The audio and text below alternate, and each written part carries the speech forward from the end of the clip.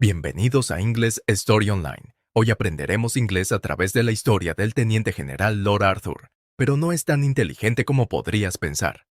Comete errores tontos durante su tiempo en la escuela militar. Pero aquí está la sorpresa. Esos errores no impidieron que se hiciera famoso. Comencemos nuestra historia. I was at a dinner in London, given in honor of one of the most celebrated English military men of his time. I do not want to tell you his real name and titles. I will just call him Lieutenant General Lord Arthur Scoresby. I cannot describe my excitement when I saw this great and famous man. There he sat, the man himself, in person, all covered with medals. I could not take my eyes off him. He seemed to show the true mark of greatness. His fame had no effect on him. The hundreds of eyes watching him, the worship of so many people, did not seem to make any difference to him. Next to me sat a clergyman who was an old friend of mine. He was not always a clergyman. During the first half of his life, he was a teacher in the military school at Woolwich. There was a strange look in his eye as he leaned toward me and whispered, "Privately, he is a complete fool." He meant, of course, the hero of our dinner. This came as a shock to me. I looked hard at my friend. I could not have been more surprised if he had said the same thing about Napoleon, or Socrates, or Solomon. But I was sure of two things about the clergyman. He always spoke the truth, and his judgment of men was good. Therefore, I wanted to find out more about our hero as soon as I could. Some days later, I got a chance to talk with the clergyman, and he told me more. These are his exact words. About 40 years ago, I was an instructor in the military academy at Woolwich. When young Scoresby was given his first examination, I felt extremely sorry for him. Everybody answered the questions well, intelligently, while why, dear me, he did not know anything, so to speak. He was a nice, pleasant young man. It was painful to see him stand there and give answers that were miracles of stupidity. I knew, of course, that when examined again, he would fail and be thrown out. So, I said to myself, it would be a simple, harmless act to help him as much as I could. I took him aside and found he knew a little about Julius Caesar's history, but he did not know anything else. So I went to work and tested him and worked him like a slave. I made him work over and over again on a few questions about Caesar, which I knew he would be asked.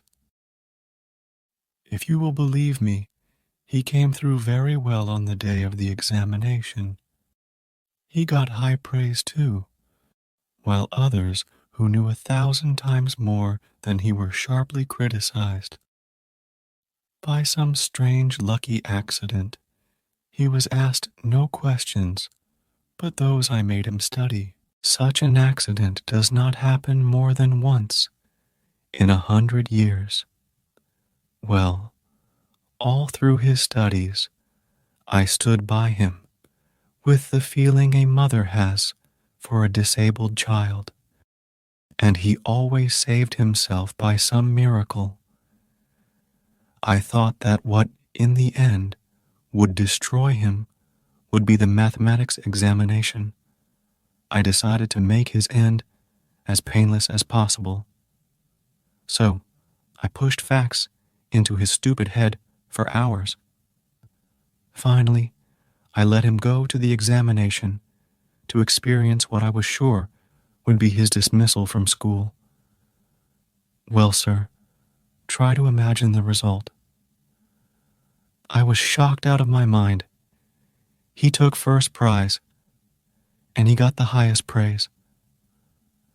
I felt guilty day and night. What I was doing was not right. But I only wanted to make his dismissal a little less painful for him. I never dreamed it would lead to such strange, laughable results. I thought that sooner or later one thing was sure to happen. The first real test once he was through school would ruin him. Then the Crimean War broke out. I felt that sad for him, that there had to be a war. Peace would have given this donkey a chance to escape from ever being found out as being so stupid. Nervously, I waited for the worst to happen. It did.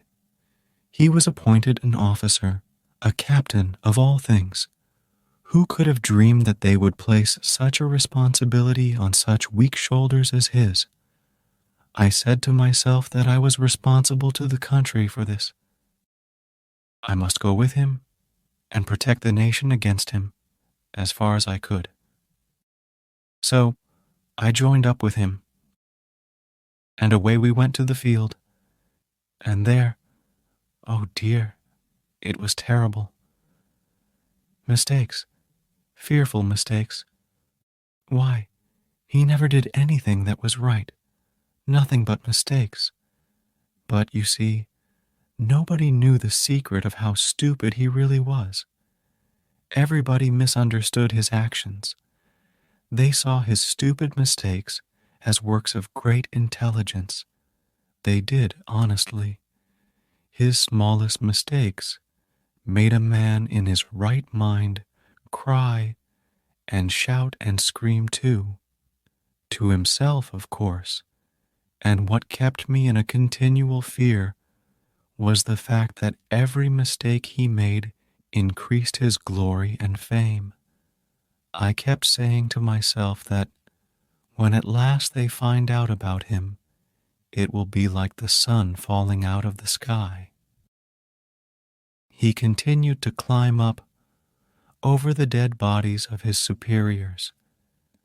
Then, in the hottest moment of one battle down, went our colonel.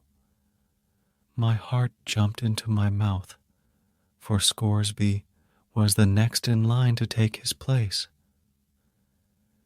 Now, we are in for it, I said.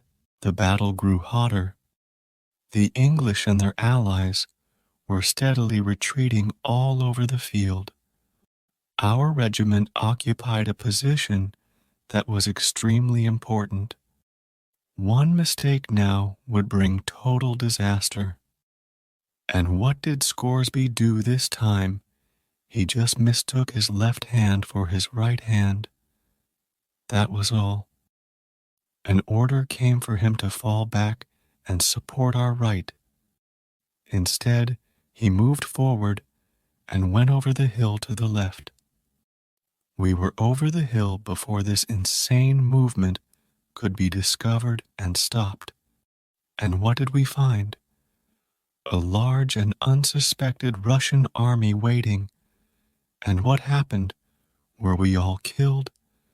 That is exactly what would have happened in 99 cases out of 100. But no, those surprised Russians thought that no one regiment by itself would come around there at such a time. It must be the whole British army, they thought. They turned tail. Away they went over the hill and down into the field in wild disorder, and we after them. In no time, there was the greatest turnaround you ever saw. The Allies turned defeat into a sweeping and shining victory. The Allied commander looked on, his head spinning with wonder, surprise, and joy. He sent right off for Scoresby and put his arms around him and hugged him on the field in front of all the armies. Scoresby became famous that day as a great military leader, honored throughout the world. That honor will never disappear while history books last. He is just as nice and pleasant as ever, but he still does not know enough to come in out of the rain. He is the stupidest man in the universe. Until now, nobody knew it but Scoresby and myself. He has been followed day by day, year by year, by a strange luck. He has been a shining soldier in all our wars for years. He has filled his whole military life with mistakes. Every one of them brought him another honorary title. Look at his chest, flooded with British and foreign medals. Well, sir, every one of them is the record of some great stupidity or other. They are proof that the best thing that can happen to a man is to be born lucky. I say again, as I did at the dinner, Scoresby's a complete fool.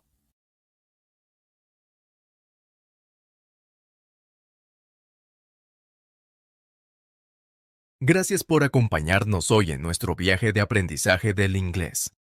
Si disfrutaste esta historia y la encontraste útil, no olvides darle un pulgar arriba y suscribirte para más contenido. Recuerda, la práctica hace al maestro, así que sigue practicando tus habilidades en inglés y verás mejoras en poco tiempo.